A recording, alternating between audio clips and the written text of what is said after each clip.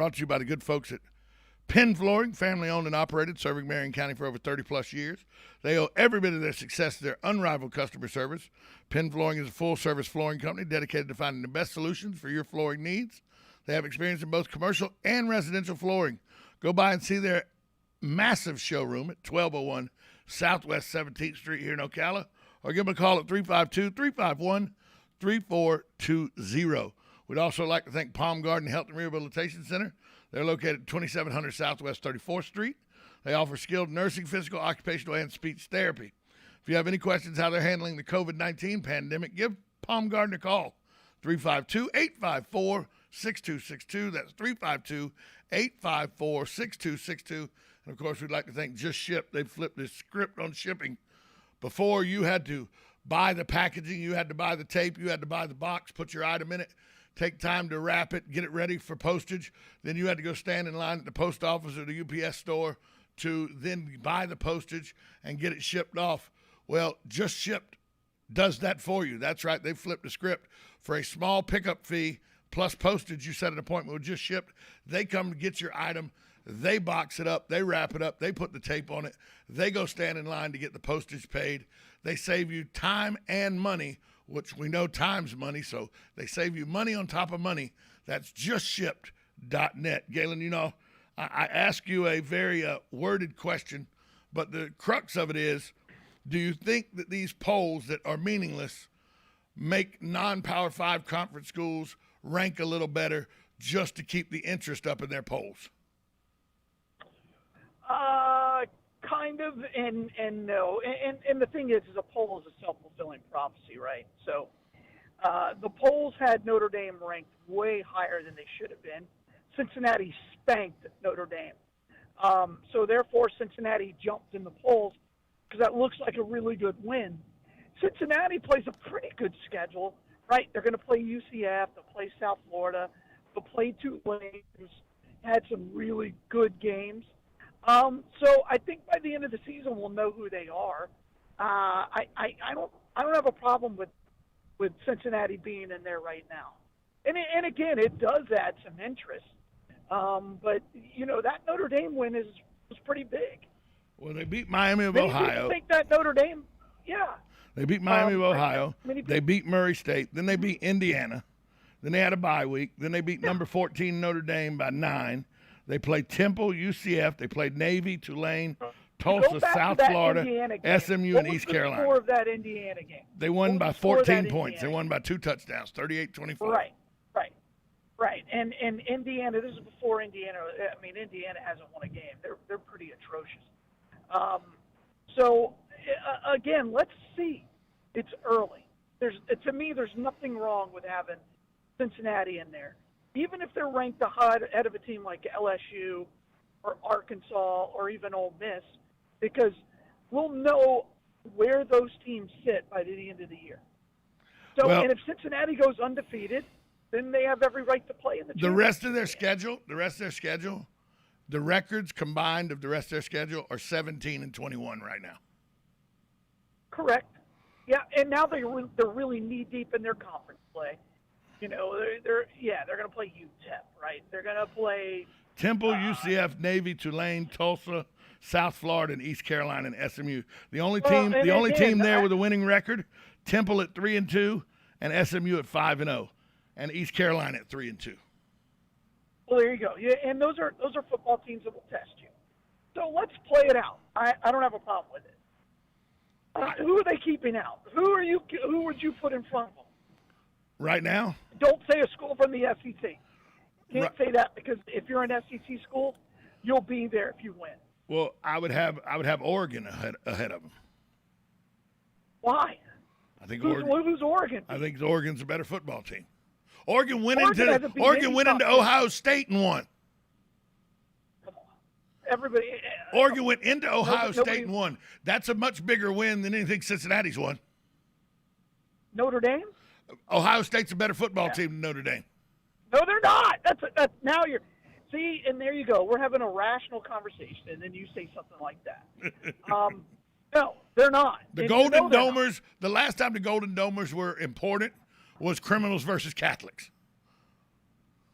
God, what a great game that was. That was a great football game. Yeah, because Florida State won the national championship that year. That was a great football They game. lost.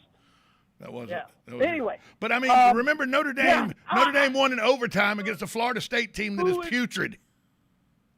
Yeah, agreed. And that was Florida State rising up. But give me a win. Oregon's win over Ohio State's better than any win Notre Dame's had. I mean, any win Cincinnati's had. You're wrong because they beat Notre Dame. Yeah, but Notre Dame barely beat Florida State. Notre Dame's not that good. Doesn't matter. That was a game at home at Florida State. You heard that crowd. The Golden Domers are look, I'm tired of people apologizing for Notre Dame. Notre Dame's not a legitimate football program anymore. I'm not apologizing for Notre Dame. What I'm doing is I'm degrading Ohio State because I think they're You got to degrade Notre Dame, though. And I do. What I'm saying is Notre Dame is better than Ohio State. I disagree. And this is how I know I'll get to you. Neutral field, Ohio State versus Notre Dame. Who are you putting your money on if the line is even? If it's a pick'em game, I'm taking Ohio State. It's a pick'em. I'm putting $1,000 on Ohio State. Dame, and I would put $1,500 on Notre Dame. And you'd be out $1,500.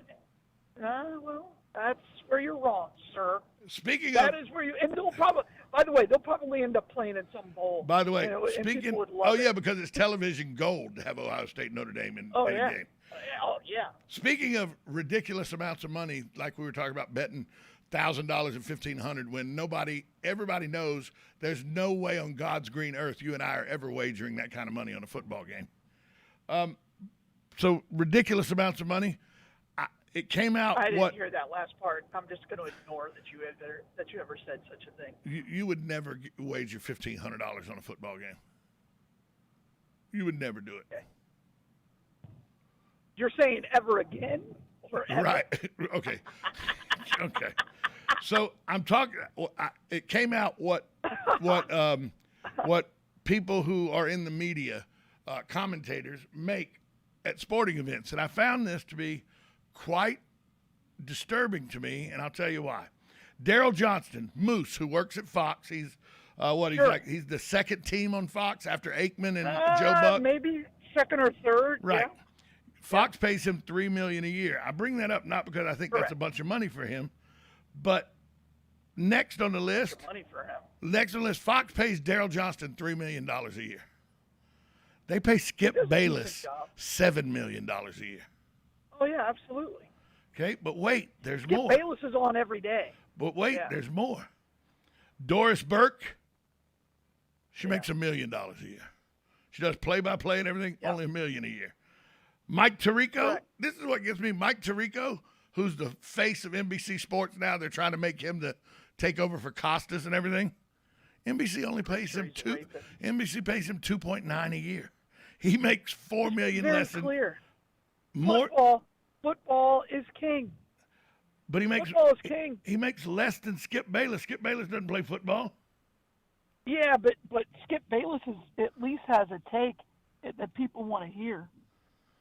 Who wants to hear Skip Nobody's Bayless? ever said. And by the way, we were talking about the Florida State National Championship game. I talked to Mike Tirico for about 45 minutes at that game because I was trying to break in, and he was young, and he was doing College Game Day, and he was very approachable at the time, so he was nice to me. Apparently, he's very nice with the co-eds as well. That's a different story. But again, good for them. You know what? People they deserve to make as much as they can. I don't judge anybody else's paycheck. I just think that when it comes, the fact that Skip Bayless makes $7 million a year just is mind-boggling to me. What does Stephen A. Smith make? And Skip Bayless made Stephen A. Smith. So, yes, I think Stephen A. Smith probably makes double what Bayless makes. I don't know. Bayless signed that agreement because Fox Sports was trying to make a splash. If Shannon Sharp makes that, we all need to be appalled. But Skip Bayless at least has interesting take. I wonder what Shannon Sharp makes. Yeah, I don't know if I care. There's sometimes you just shouldn't know what another man makes because it just frustrates And you. here's the thing Because about if he couldn't catch a pass, he'd be working construction at best somewhere, laying tile, which nothing wrong with that, but he definitely wouldn't be on TV. let me and I know the Sharp family very well. Monty Sharp and Everett Sharp, the brothers of the two other brothers of the Sharp brothers, Shannon and why can I say his name now? Sterling. Sterling. They're all from South Georgia. Monty Sharp and Everett Sharp both played football with me at Georgia Southern. I know the Sharp family. I've talked to Shannon hundreds of times, numerous times, and I will tell you, it's not an act. That's who he is. I never said. No, but a lot of people think him and Bayless are an act. I don't know if Bayless is an act or not because I've never met Skip Bayless. But Shannon Sharp, Shannon Sharp is that way. Shannon Sharp's that way, and is that grinding on your nerves, and he's that over the top that you at times just want to smack him. I'll be honest with you. He's the baby brother. And he gets out of the four brothers, Everett, Monty, Shannon, and Sterling. Shannon gets more grief from the other three brothers than it goes around. He is the one that the other three brothers get after the most. Nothing wrong with that. And brothers do. Good family from Georgia. Good family. But Shannon you see on TV, a lot of people say, when they meet me for the first time, they're like, "You're exactly in public the same way you are on the radio." I go, "Why wouldn't I be?" Well, when I tell people that Shannon Sharp's the same off screen as he is on screen, people go, "Why?" Well, why wouldn't he be? I'm not again. Yep. And I bet he's making more than I bet he's making $4 or $5 million a year. Sure. Yeah. So I just they're on 5 days a week. Yeah. You know why I'm really angry? No. Because I'm not making that. Let's be honest. I'm just jealous. That's all. I have jealousy in my heart. I'll be honest with you. You know, I'm not above saying that I'm, jealous of one another. Look, you make more money than me. I'm kind of jealous that you run Life South, to be honest with you. Well, I don't run Life South. Whatever it is, you work for Life South. You're the marketing guru, I guess. I don't even know what your title is at Life South. Business development. Business development. There you go. So it's changed many times, but that's what it is today. Somebody goes, "Yeah, but you make a lot of money." I go, "No, I don't. I don't make very much money, but they put my name on the marquee, so it makes me feel better." It's an ego thing. Oh, there you go. It's an ego thing. That's right. As you get your Cadillac. Speaking of egos, last night I watched the Major League Baseball wild card game between the Los Angeles Dodgers and the St. Louis Cardinals. The Dodgers with a walk-off 2-run homer in the bottom of the ninth to win the game, and I was struck the whole time. And I say this in all honesty, and believe me when I tell you, Galen, I say this in all honesty. The baseball playoffs are wrong. There's no way, and I know the only thing you can do is go back to two teams at the top winning the pennant is the only way you can fix this problem. There is no way that my beloved Atlanta Braves at 87 wins should be guaranteed a divisional playoff series, and a team with 106 wins had to play a one and done game to get in. It is pretty remarkable. It is wrong, is what it is. Yeah, I disagree. I could not agree with you more. There's no okay. Let the division winners in and the wild card, but then whichever two teams have the worst record out of those 6 teams, they play in the play-in game, whether they're a division winner or not. That's how it should go. Am I wrong in thinking that's the best approach? No, but I've been saying that all for the last. I hate this format. The Atlanta Braves should have been playing last night in the one and done game. Agreed. They only won 87 games. They won 5 games more than 500. I know it looks like that, That's correct. But they won 87 games. 82 games would have been 500. That's correct. So to put them as a a 7-game series participant, and a team that won 106 games, and the only reason they didn't win their division is because the Giants won 107 games. Los Angeles they won, so it worked out. But they got penalized, and they won the second most baseball games in Major League Baseball. Correct. And it's an easy fix to me. You let everybody, you have division winners, you have all that, but then once the playoffs start, whichever 2 teams have the worst record, they play in the one play-in game, whether it's a division winner or not. It's an easy fix to me, but one I promise you baseball's never going to go for. Well, no, there's too much money in it. I mean, look at all the eyeballs they had on that game last night, right? I mean, and it ended in great flair, right, with a walk-off. And again, I didn't watch a single inning of it because I was like, I was tired. I turned it off in the 8th inning, tied 1-1. But because tonight, I know I've got the Rays and the Red Sox tonight, right? I think they play at 4 today. I don't know how I'm going to get anything done after 4 o'clock. I may just have to leave early. So there's a lot going on, and I just needed my sleep. But I love that 4 o'clock first pitch. Remember when by the way, I was wrong. It is a 5-game series. You were right. It is on a that. 5-game series of the DS. I thought 5-game. I thought the division series was. Yeah. But remember the days. You're a little younger than me, so I don't know if you'll have as clear a vision. I don't remember when they stopped doing it. You may remember, but I remember we would race home from elementary school and middle school. We would get to home as fast as we could on our bicycles because I lived close enough. We rode bicycles. Because the playoffs played in the middle of the week in the daytime. Sure. There was no make sure everything's prime time or make sure everything's 4 o'clock, 5 o'clock in the afternoon. There were playoff games that started at 1 o'clock in the afternoon. Correct. I mean, and so the things I miss in baseball, and I know you can't because I'm a traditionalist. We've talked about it. I miss double headers, and I miss playoff games that you had to readjust your schedule to and make an effort to watch during the middle of the week because they didn't put them in prime time. And I know why they do it, for money and TV and everything.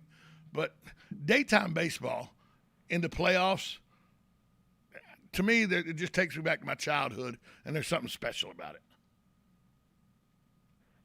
Yeah, absolutely. And again, it's interesting. You would I had a teacher, and I remember this very, very clearly, that if we were good, she would let us listen to the baseball game on the radio, probably at like 1 o'clock or something, in like I was like in 4th or 5th grade. I'd have to do the math. I think it was like 78 or 79. The Yankees won that. That's the year the Red Sox collapsed, I think. But yeah, I think that's right. They won in 78. Yeah, I remember. The Pirates beat the Orioles in 79. And I remember this so clearly. We were practicing our letters or something, listening to the game on the radio. So, yeah. Yeah. And back then, I remember thinking everybody who was on the radio was my dad. Like anybody who said anything, well, that was my dad. And then I thought radio went, I thought you my thought it dad went around the world. all over the world. Yeah, of course. Oh, absolutely. Yeah. But your world consisted of just where you were, so you just assumed pretty much that was the entire pretty world. Much. So that it went everywhere. I remember I went and visited my my aunt and uncle in New York, and I turned the radio dial to AM 900, and I heard somebody on there, and I'm like, yeah, that's my dad. I remember that very clearly. Yeah. But I believe in 78 is when Munson died in a plane crash. Correct. And why is he not in the Hall of Fame? That's the most it's the most on. ridiculous thing. Look here. He deserves to be in. He's a top 5 catcher. Oh, right. He's a top 5 catcher of all time. I would put him as top. Go 3. ahead. I'd put him as top 3 catcher. I don't know if you can go 3, but he's better than Carlton Fisk. Carlton Fisk is the ultimate compiler. He's better than Campaneris. Agreed. Yep. So we got Yogi Bench and Yogi. Bench and Yogi. That's it. right? And then Munson. I put Buster Posey. Well, I don't know. Buster Posey's 3.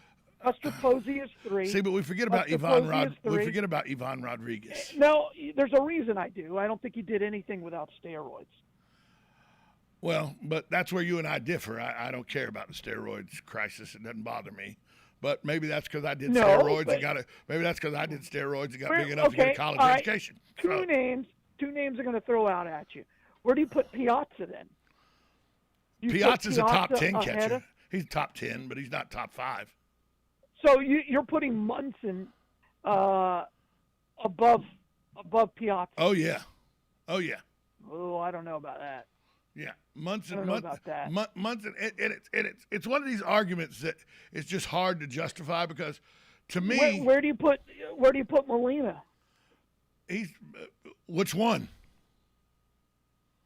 Either one of them. There's three of them. There's 3 of them. So Josh Gibson. But Josh never played in the major leagues. It's a baseball Hall of Fame. You know, I agree with you. If you want me to say who the best player ever to play the game is, if you go back and look, you can make an argument. Josh Gary Gibson. Carter? You can Gary Carter. Gary Carter's not even in the top 10. Gary Carter couldn't throw out bathwater. He could hit, but he couldn't throw out bathwater. I'd take Gary Carter over Carlton Fisk. I don't know. I said that out loud. Fisky was pretty good. I said that out loud. You did. Fisk was pretty good. I said it out loud. You did. He played for 35 years, I think. He was, with the White, but 12 of them were the DH with the White Sox. Yeah, but he did one great thing, and then they still lost. I mean, he willed the ball fair. He willed the ball fair, and they still lost. That's correct. Yep, still lost. Is that a top 3 moment in baseball history? Okay, let's think. Robbie Thompson's shot heard around the world. Giants win the pennant. You could put that as number 1. There's no doubt. But I think Carlton Fisk is better than that because it was on TV. The shot heard around the world wasn't. Right, but that's because TV wasn't. That's because TV wasn't where it should be. Carlton Fisk is above that. Hank Aaron's 715th home run is huge. Not as good as Carlton Fisk because it was bound to happen. It was an inevitable. Yeah, but it was still it broke a record that the most revered player in baseball history had held. It happened in Georgia. All right, let's move on.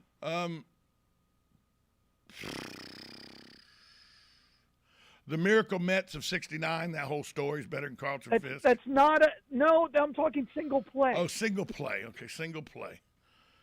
Any play that Ozzie Smith did something wonder. That play where Ozzie Smith is moving to his right, reaches back to his left, and grabs the ball in San Diego, throws a player out. That may be one of the best plays ever. If we're going to me up there is Babe Ruth calling a shot. But did he really call a shot, or is that did it truly happen? If it really happened, there's some great brawls that are out there, but Carlton is way up there. Willie Mays' catch. Oh at yeah, the Polo over ground? his shoulder. Yeah.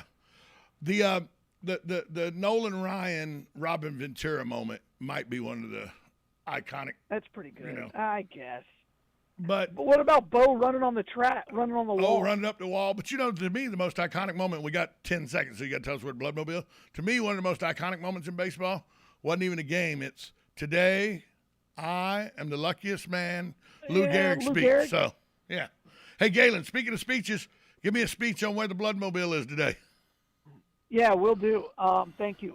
We're at the McPherson Government Complex right there on 25th. And so please just come by, Give to Get the Life, donate blood. I will tell you we're in emergency need of all of type O. So please just get out there, Give to Get the Life, donate blood. Check us out at lifesouth.org. And you can also see us at 1607 East Silver Springs Boulevard. Talk to you tomorrow. Bye, all. WOCA, the source. Radio News with Lance Pry. The family of the young man who allegedly injured 4 people, including his teacher, when he opened fire at a Texas high school, claimed the 18-year-old had been bullied. Timothy Simpkins, a student at Timberview High School in Arlington, Texas, was charged with 3 counts of aggravated assault with a deadly weapon after turning himself in Wednesday afternoon. Simpkins is being held on a $75,000 bond. All victims in the hospital are expected to survive. When asked about bullying allegations by some parents, school spokesman Donald Williams said the Mansfield District is conducting a full investigation. A federal judge ordered Texas to temporarily suspend the heartbeat law designed to save the lives of voiceless babies. The President Obama-era judge called it offensive